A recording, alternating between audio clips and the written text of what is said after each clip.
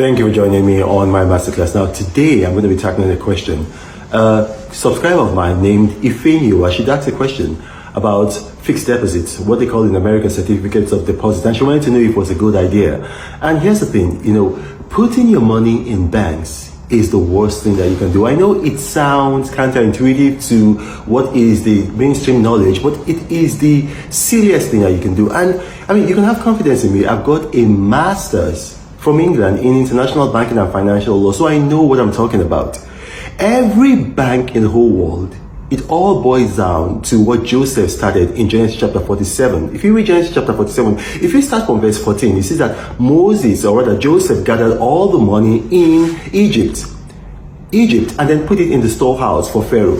And eventually all the money belonged to Pharaoh, and then the land of the people, and eventually the people themselves. Look, when you put money in the bank, when you deposit money in the bank, that word deposit, it is actually a false term. If you get the agreements that they make you sign in the bank, and if you pour through it, actually you're not depositing money into a bank, you're actually loaning money into a bank. All banks, I mean, this is not just for some banks, all banks, whatever money you're putting in, you're actually loaning money to the bank. They just use that word deposit to fool you. Now, I'm going to give you an example. Have you ever tried to withdraw a large sum of money from your bank and then they told you that you are above your daily limit? Now ask yourself, if the money you put in the bank is really your money, how come there's a limit? Can there be a limit to your property? No. You are actually loaning that money to the bank, and guess what? If the bank collapses today, the bank is under no obligation to give you back your money. Absolutely no obligation. The only thing you as a depositor can do is to seize their assets. And you know what? All of these banks, they are big bosses, they are MDs, they are CEOs. When they get their salaries or when they get their bonuses, they don't put the money in banks. You can actually fact check me. They might give them a bonus of like maybe $50 million. They take the money, they go and invest somewhere, or they buy real estate. They never put their own money in banks. Now, if banks were so good, why would they do that? Let me tell you, if you put your money in the bank, like Silicon Valley Bank that just collapsed, and the bank collapses, your money is gone. The only thing that you can do, maybe the government will have a deposit insurance scheme, and then you can get some little money, not your whole money, maybe just some little money just to put you, in a good mood. That is the truth. And look, don't take my word for it. I've worked in a bank, I've got a master's in international banking and finance law, but assume I'm lying and go and research this. You see, the Templars was a secret society. They went to Jerusalem for the crusade. It was while they were in Jerusalem that they found all of these papers that how Joseph started the financial system. And that's when they began the first modern bank. It was in Jerusalem, the Templars. So all of this goes back to biblical times. So listen, do not put money in banks. And you're going to ask me, what do you do with your money? Invest your money. What do banks do with your money? Banks put your money, most banks are going to put your money on the S&P 500. The S&P 500 is just an index for a mutual fund. So there's several mutual funds. You got the S&P 500, you got the Wilshire 5000, you got the Russell 2000, you got the 14100.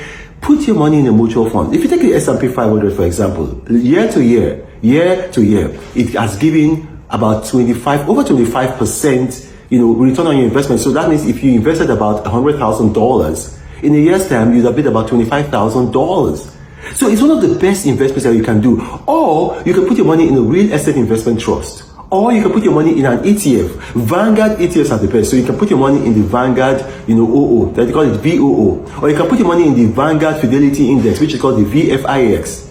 But do not put your money down. There are several things that you can do. If you are very unimaginative and you don't know what to put your money in, just put your money in real estate. Buy a property, put your money in real estate.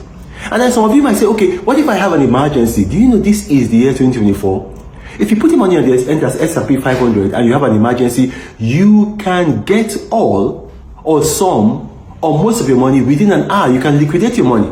So your money is safe. Stop putting your money in banks. If you do not know how to make these investments, subscribe to me on the X platform.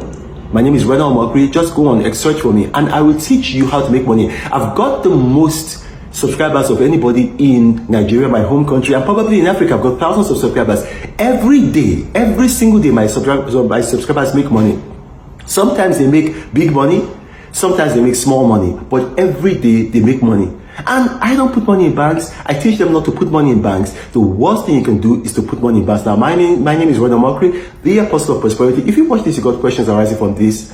Look, come on X, subscribe to me and ask a question there. If you're not a subscriber, maybe you can ask a question here. If I finish dealing with my subscribers and I have time, I'll come to you. Now, this is Apostle of Prosperity one more time. Reno Omokiri saying, God bless you. But Reno travels all around the world. I hope you get inspired about what you see. Apostle of greatness, Reno is a master. Only one man against the whole world in large. Fighting with the monsters, poverty I can't stand. That's why Reno is